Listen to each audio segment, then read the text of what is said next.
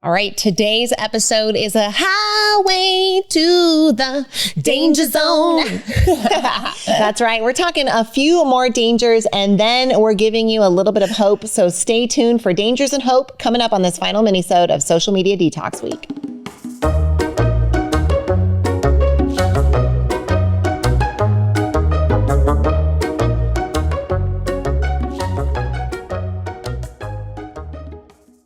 One of our proudest business accomplishments is what we've been able to do with Squeeze In franchising. The Squeeze In is a breakfast lunch restaurant featuring the best omelets on the planet, and it's been around for almost 50 years, and now you can have a Squeeze In your community. We've seen how this business transformed our families, and now we are so excited to offer this to families around the country to see how this little restaurant might change their family and their community. If you're wondering how to set up your adult children for legacy and success through a small business, then the Squeeze In is an option we urge you to consider. Come find out more about Squeeze In franchising at squeezein.com. You're enjoying this episode on Angel Phoenix Productions Podcast Network. To explore a complete lineup of quality programs and media production services, head on over to angelphoenix.com or like our Facebook page at facebook.com/Angel Phoenix Productions.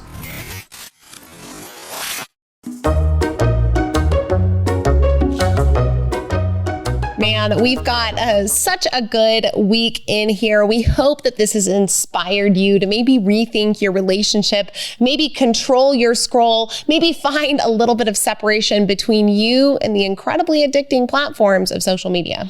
Well, one of the things that we've really noticed about social media is the fact that it has created a congruent reality for all of us all of the time. So there is both what is happening in real life, and then there is what's happening online and in your social media feed. And having to manage these two congruent tracks can be difficult, especially when one of those tracks gets to have filters and edits and curation and all of those things added to it. These two different tracks can make it really hard to, one, want to stay in the reality track, and two, keep our attention spans at a place that's normal for a human being. Well, I mean, now, speaking of the filters, they're putting them on so many videos, and they change face shapes that, like, I think people are starting to lose touch with how people actually look in real life. And it's really interesting to see. I saw a video just yesterday of somebody who said, I didn't realize that all of these people had this filter on. And I just kept wondering, why is everybody so beautiful?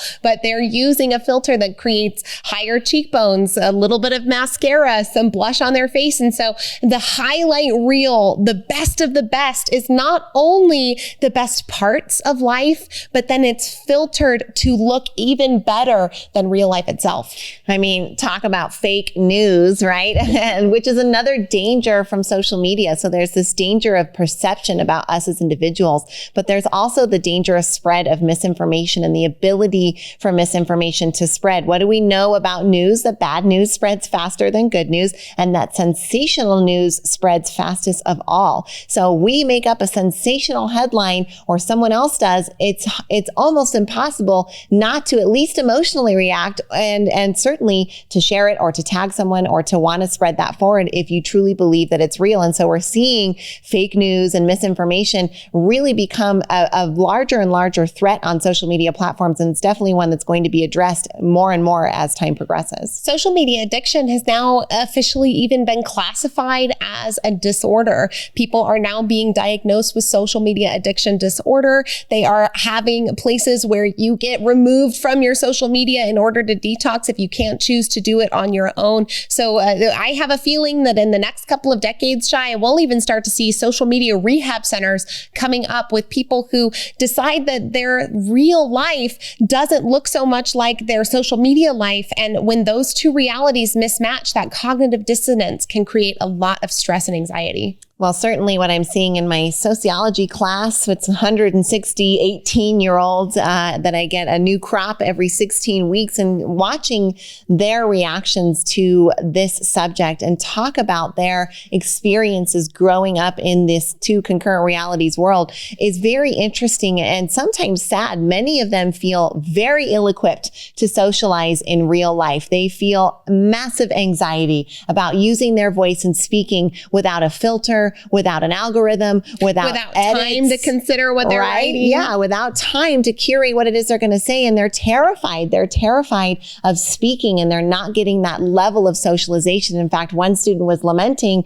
I think millennials and boomers don't realize that Gen Z doesn't know how to communicate, and that you all have this advantage of being able to speak face to face or even via email or over Zoom, where they don't feel like they've had enough practice of doing this, where they're far more comfortable on their phone. They're far more comfortable making a dancing video than maybe sharing an opinion about something even vanilla. In fact, studies are showing that the more that kids spend in their real life, the more that their levels of happiness increase, that the usage of social media is directly correlated to their reporting whether they're feeling happy or sad. And so if this is happening inside 8th graders, we know that it's happening inside adults as well. I find myself inside the scroll losing control more often than I care for. And it's one of the reasons that we're taking such radical action in 2023. And we want to invite you to do the same thing alongside us. Come with us in 2023 and make a pledge to detoxify yourself from social media.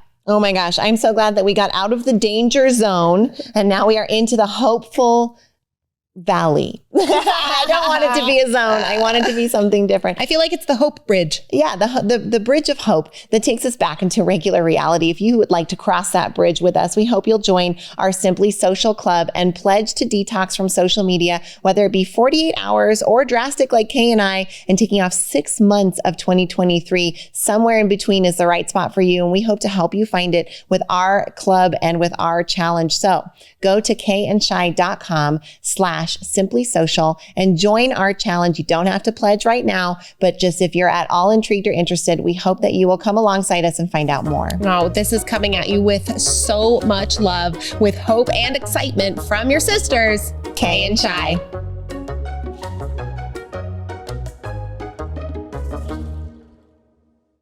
This podcast was a production of Angel Phoenix Productions. Explore more episodes of this show or other great shows on the Angel Phoenix Podcast Network by visiting angelphoenix.com.